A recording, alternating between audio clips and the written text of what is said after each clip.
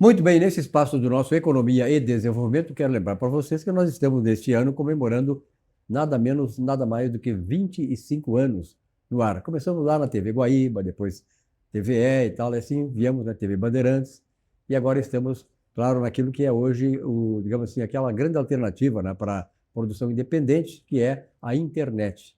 E por incrível que pareça, né, hoje os canais de televisão perderam aquela substância que tinha. Poxa, o cara saía mais cedo de casa para ver canal 12, canal 10, o programa tal, tal. Hoje não tem mais isso. A internet não só democratizou toda a mídia, como permitiu, né, que surgissem vários talentos, né? Tem, claro, coisa ruim, tá, mas tem muitos talentos, né, que hoje só são possíveis de terem sido descobertos através dessa democratização da comunicação trazida pela internet. Estou recebendo aqui Sérgio Neto, amigo há muitos anos. Sérgio Neto, que foi presidente do CETSERG, Sindicato das Empresas de Transportes de Cargas aqui do Rio Grande do Sul, e é um empresário, né, que conhece muito bem a economia do Brasil e principalmente a economia do Rio Grande do Sul. Sérgio, obrigado pela tua presença aqui. Que isso, Saudades tuas, né, cara? Nós começamos aí há muito tempo, né? sem dúvida. Eu nunca esqueço, foi meu filho que me apresentou para ti, Sim, o nós Alexandre. estudamos juntos, né? Então, Estudaste com ele a advocacia, né? claro, claro, Na exatamente. PUC, foi na PUC, né? Não, foi na Ubra. época, foi na, Ubra. no IPA. Ah, no IPA. É que ele teve na É que Ubra nós e depois tivemos, no IPA. nós tivemos trocando de faculdade, foi vendida, Ah, e isso aí. paramos no IPA lá. Pararam no IPA. Isso. Sérgio, a economia brasileira, como é que tu está vendo, né? Um governo que está aí, de certa maneira, há 16 anos, e na minha visão, tenho a certeza que também tu comunga muito com isso, o Brasil só tem dado para trás. Como é que tu acha esse ano? É um ano de eleição ainda. Olha, esse ano, eu vejo assim, vamos voltar um pouquinho. A gente já vem num processo de regressão, né? Principalmente acentuado nesse último governo aí que está no poder. A gente tem enfrentado extrema dificuldade, porque os juros estão muito altos, né? Você não consegue um financiamento adequado para fazer investimentos. Então, há uma fuga de dólar muito grande, uma fuga de recursos muito grande para fora do Brasil. Por quê? Não tem segurança jurídica.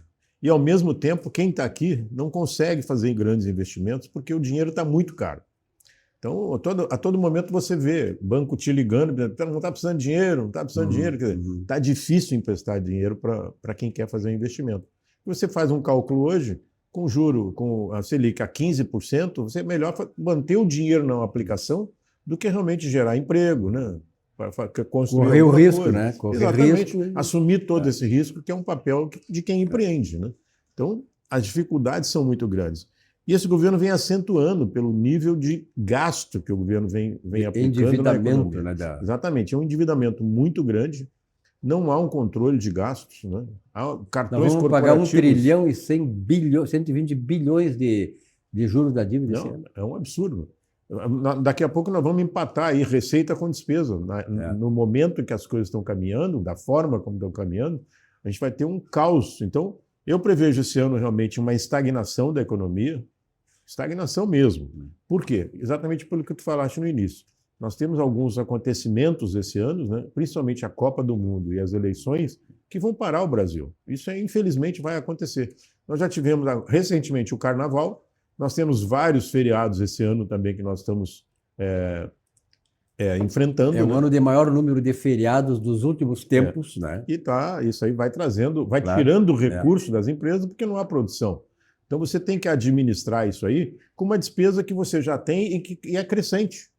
Veja bem, ontem a gente recebeu informação das distribuidoras de combustíveis de que o diesel, que é o principal insumo dos transportes, né, subiu 20%. Aí eu te pergunto o seguinte, começou uma guerra lá no Irã há sei lá, 3, 4 dias atrás. Isso já está impactando nos preços aqui no Brasil? Não, mas eles sobem o preço. Entendeu? Isso já é uma coisa preventiva, uma preventiva, exatamente. Estão subindo. 20 centavos, isso representa muito, porque o diesel ele representa volume, quase 40% do custo de um caminhão, né, no transporte. Então, a gente já começa a enfrentar esses problemas dentro de um cenário recessivo, em que o cliente não quer te fazer reajuste, não quer reajustar suas tarifas, entendeu? Está comprando menos, está montando menos estoque ou nada de estoque, ele compra para vender, né? Então, as coisas começaram a dar uma parada e vem engatinhando. Já no início do ano, já estava freado, entrou fevereiro, freou mais ainda, agora estamos em março e nós não vimos ainda aquele deslanchar que acontece quase todos os anos depois do carnaval.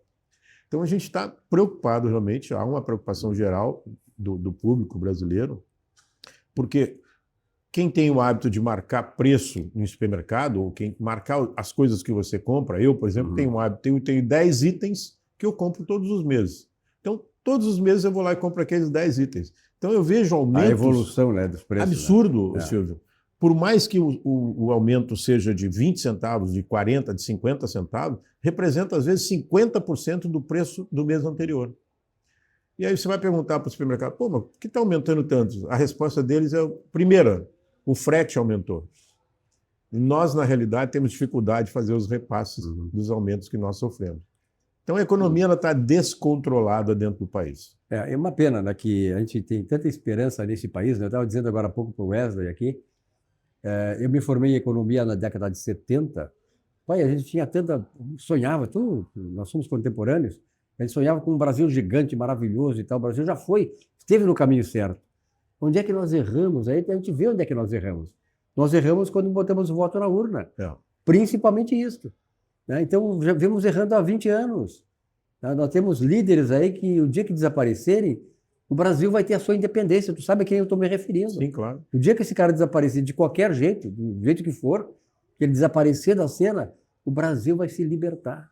Esse cara, vocês devem imaginar quem é, ele tranca o país. E esse é o propósito dele. Quer dizer, vamos agora falar um pouquinho do Rio Grande do Sul, Sérgio. Vamos lá. O Sérgio tem uma experiência muito grande na área de transporte, né, como se pode ver só na conversa com ele.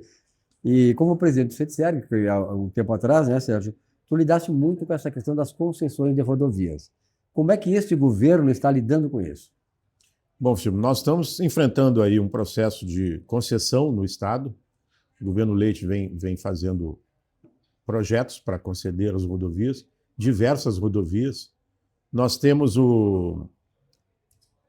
hoje a tecnologia do Free Flow, que vai facilitar, obviamente, muito para as concessionárias e para o usuário, porque não tem mais a parada na cancela, né? Não perde tempo. Concessionária, não perde tempo. Para a concessionária não tem mais o ser humano ali registrando a passagem, cobrando. Então há uma diminuição de custo muito grande para os concessionários. Agilidade maior de uma agilidade maior. Entretanto, não se tem visto isto representar no custo da tarifa. Veja bem, nós já passamos agora com a Ecosul aqui na região sul do estado, que vai ao Porto de Rio Grande, que é um dos maiores tráfegos, né, em função do porto, e o tráfego pesado.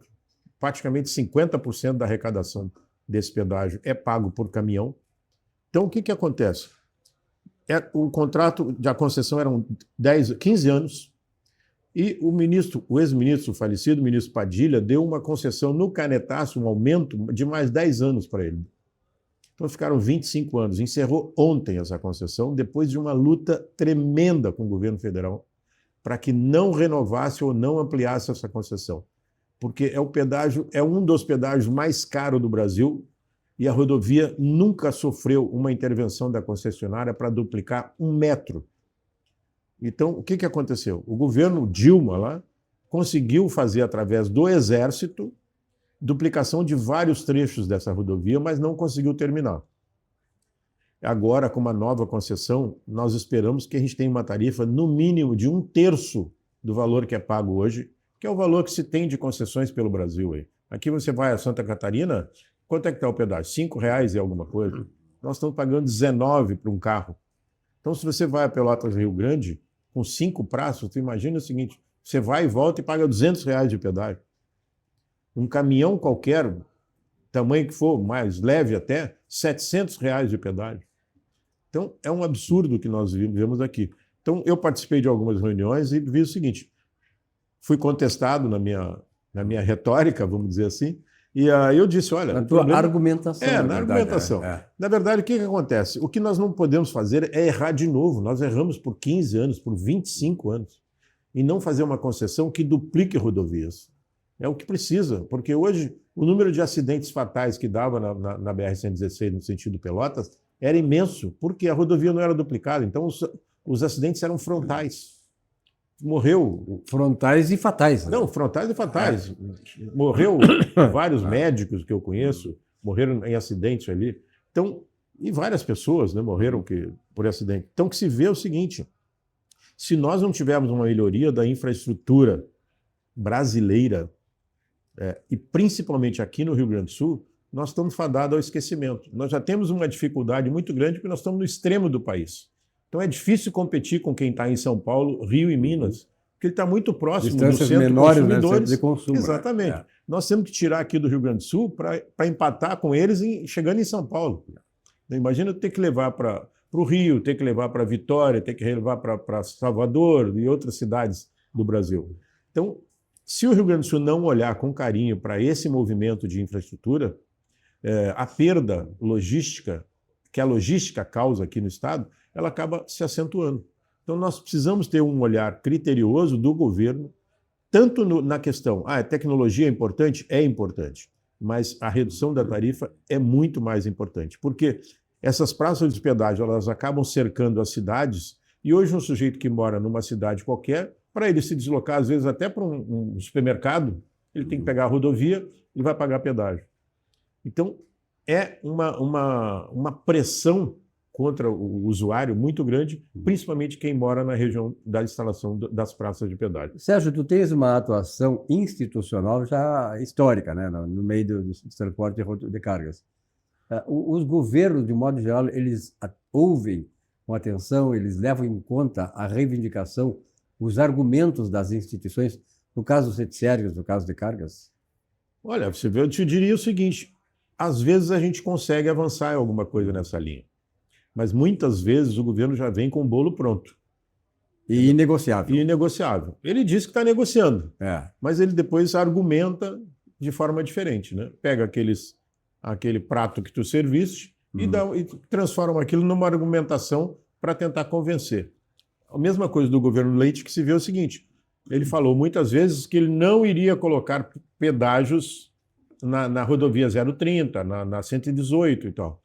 Quando ele quis lançar a licitação, a concessão, ele colocou essas praças nesses locais. Aí perguntaram para ele: mas governador, o senhor tem aqui, está aqui o seu vídeo dizendo que o senhor não ia colocar pedágio. Ele falou: não ia colocar a praça de pedágio. Entendeu? Então, você vê o tipo de coisa dialética, artifício. Um artifício dialético. Exatamente, né? que utiliza, mas depois consegue fazer esse drible na gramática. Então é o que eu digo: não é possível a gente admitir isso. O que eu tenho batido é o seguinte: gente, tudo bem, a concessão é importante, nós precisamos de pedágio, precisamos de rodovias boas, com pedágio com valor de tarifa adequado, mas não podemos errar. Errar de novo é burrice, não podemos errar. E como a gente está no ano eleitoral, a gente vai ver de tudo esse ano. Né?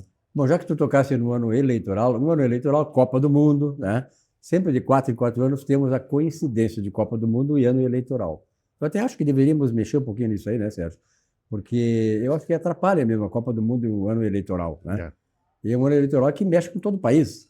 Mas, bom, de qualquer maneira é o seguinte: como é que tu vê que a Copa do Mundo, digamos, nesse ano eleitoral pode atrapalhar o desenvolvimento da economia aqui? Quer dizer, nós estamos num ano atípico, né? Mais atípico ainda pela polarização que temos, Sim, né? claro.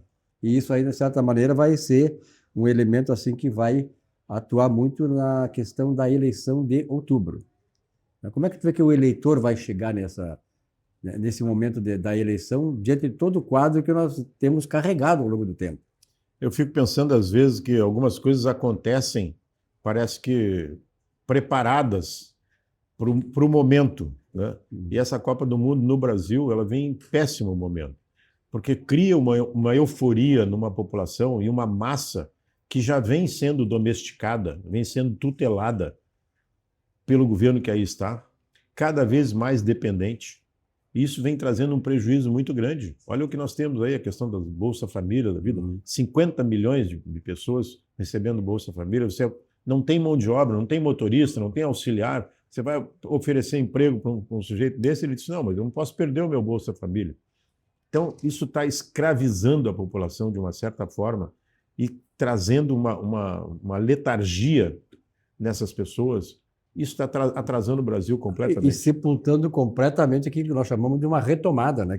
Nós temos uma hora para uma retomada mais o quadro é exatamente desalentador. Exatamente. Não, o momento, eu digo, o Brasil está sempre um país em desenvolvimento, a gente não sai dessa história em desenvolvimento. Por quê? Porque a gente não consegue trabalhar. Não consegue trabalhar por isso.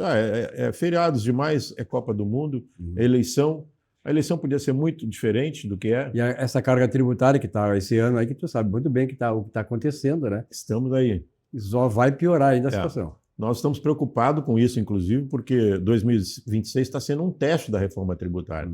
Mas nós já projetamos para 2027 um impacto muito grande nas empresas. Impostos que nós não recolhíamos, já houve a oneração da folha de pagamento. Nós éramos desonerados, foi onerado. Através desse governo, mudou. Então, a gente já está encontrando uma dificuldade muito grande nesse sentido. Eu presumo, como já vem acontecendo, que haverá uma quebra ainda acentuada de empresas, né? Ou de recuperação judicial ou de falência. Né? Sérgio, antes do final do nosso bate-papo aqui, quero até te convidar para vir aqui mais vezes ao programa, né? Sérgio é um cara emblemático na área empresarial, um homem muito respeitado como grande empresário, uma pessoa maravilhosa. Vamos falar um pouquinho sobre aquilo que é a nossa paixão, né? Que é o Grêmio de Futebol Porto-Alegrense. Nós estamos gravando aqui, não sabemos ainda do resultado do segundo Grenal, que poderá ter dado o Grêmio, acho que deu o Grêmio. De qualquer maneira, não vou falar sobre isso, mas do Grêmio neste ano de 2026. Eu acho que a amostra no Grenal, no primeiro Grenal, já foi uma amostra boa, né? O Grêmio tem bons valores, a questão é acertar o time. Acertar as peças, né? No lugar certo. Na verdade, a mim não surpreendeu nada o Grêmio ter vencido o Grenal. Não é, isso não é arrogância nenhuma.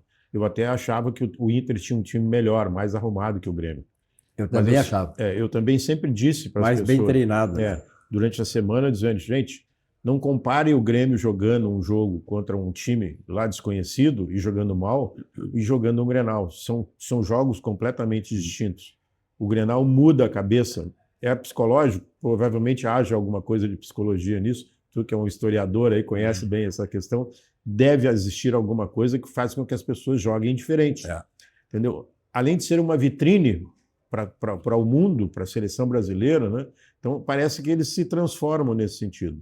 Eu acho que o Grêmio vai ajeitar, já começou a dar uma ajeitada, tem que colocar as peças certas, né? Tirar algumas ainda que é normal. O Grêmio já se desfez de alguns jogadores que também não estavam acertando, mas é o que eu digo, isso é que nem o ajuste da família da gente quando está com problema, né, Silvio? O Grêmio estava com problema na arena, aparentemente parece que foi resolvido esse problema, né? Tanto é que os ingressos hoje são mais baratos do que era quando era terceirizada a arena, não era do Grêmio. Então parece que esse assunto ficou resolvido. O Grêmio vem ajeitando, contratou um técnico, para mim até desconhecido, eu sei que ele trabalhou no Botafogo, fez algumas coisas, mas de qualquer forma é uma cabeça diferente, ele é um técnico vitorioso. Se ele soubesse impor para a equipe, veja que um jogo anterior, aí, um jogo, não sei se foi do Brasileirão ou do Gauchão, não me lembro mais, ele colocou alguns novatos da base e o time jogou muito bem. Então nós temos muitos valores internos que precisam ser aproveitados. E o Grêmio, na época em que foi grande vencedor, ele usou muito a base. O próprio adversário do Grêmio Internacional também, pode ver, tanto o Grêmio Internacional, eles quando usaram a base, eles foram lá em cima. Porque é aquela história da raiz aqui, né, Sérgio? Claro. Tu sabe muito bem que aqui tu vive aqui. Tu sente na pele a concorrência, a disputa, né? A polarização entre os dois times. Sim. Então, tu tá num ou no outro, tu vai dar o máximo, né? É que o futebol hoje é um negócio assim, ó, na sombra dessa gestão toda, existem os empresários e existem os interesses escusos que acabam botando um jogador ruim para jogar. Para vitrine, né? Para vitrine, para abrir vitrine e poder vender. Exatamente. Isso prejudica o time. Claro. Se mudar um pouco esse conceito e voltar um pouco para a base, nós certamente vamos estar bem melhor. Sério, um belo papo contigo aí. Vamos renovar mais uma vez, né? Que tu possas. Eu sei que é muito difícil, empresário como tu, ter, de repente, disponível no tempo, mas são 2 vezes por mês que nós temos a gravação. Acho importante contar com a qualificação do Sérgio Neto aqui conosco. Um abraço, Serginho. Tá bom. Até a próxima. Obrigado, Silvio, pelo convite.